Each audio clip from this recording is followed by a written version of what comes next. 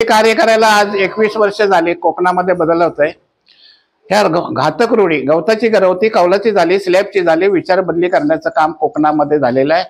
हे ज्योतिबा फुले 1873 साली यांनी सुरुवात केली. त्याच कामाला सत्यशोधक शिवप्रवर्तक हे एक संघटन तयार झालं कोकणात.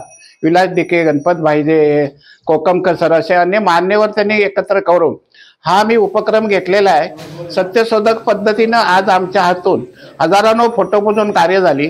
सत्यनारायणच्या पूजेला पर्यवस्थ बळीपूजन झालेलं आहे आणि सत्यशोधकपणे लग्न लावतो. आम्ही जवळजवळ आता सांगलीपर्यंत पोहोचलेलं आहे, मुंबईपर्यंत आहे. कोकणात आमचं चांगलं परिवर्तनाचं काम चाललेलं आहे आणि आमचा विषय आहे हा जुन्या रूढीतून हा भयमुक्त आणि भटमुक्त बहुजन समाज करण्याचं काम कोकणात हाती घेतलेलं आहे आणि त्याला चांगल्या प्रकारे रिस्पॉन्स आहे.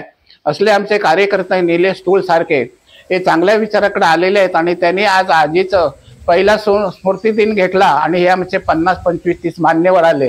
हे धन्यवाद मानतो. अशीच कामं या महाराष्ट्रात आमची चालू राहणार आणि तुम्ही आणि मी समाजाला आवाहन करेन, बहुजन समाजानं या रूढी घातक रूढी सोडायच्या आहेत आणि हे परिवर्तनवादी विचाराकडं लागावं असं मी बहुजन समाज कुणबी, तेली, तांबोली हे 12 बडलुतेदार आहेत या सर्वांना मी सांगू इच्छितो की आपण आता काहीतरी जुन्या रूढी जुन्या पद्धती सोडून बदल करूया.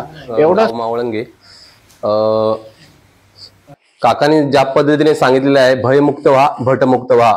त्यांची जी ही सत्यशोधक चळवळ जी आहे ती आम्ही पुढे नेण्याचं काम स्वतःपासून आम्ही सुरुवात करून जे हाती घेतलेलं आहे त्याचाच आजचा हा कार्यक्रम त्याचाच एक भाग असा म्हणावा लागेल. गेली 2016 पासून आमच्या घरात जी आम्ही कार्य करतो ती सत्यशोधक पद्धतीनेच करतो. की तो अंधश्रद्धेत रूढी परंपरेत अडकलेला आहे. हा तुम्ही बघितलं ही जी सत्यशोधक पद्धतीने आपण फोटो पूजून कार्य करतो ते कमी खर्चातलं आहे, बरोबर की नाही. म्हणजे आपल्या लोकांना सगळा विचार केला तर 500 रुपये सुद्धा खर्च येत नाही. पण हे जे वेगवेगळ्या लोकांचे जंगम असतील, पुरोहित असतील, हे लोक अफाट 1-1.5 तासामध्ये अफाट पैसे घेऊन जातात. तो खरं तर सर्वसामान्य माणसाला देणं सुद्धा परवडत नाही. म्हणून आम्ही लोकांना सांगतो की कमी खर्चातलं, आणि याच्यासाठी आमच्यासारखा माणूस आलाच पाहिजे याची गरज नाही. घरच्या लोकांनी 4 लोकांनी एकत्र येऊन तो गेलेल्या माणसाचा फोटो ठेवायचा आणि 5 विडे ठेवायचे आणि ते नमस्कार करायचा, बस विषय संपला.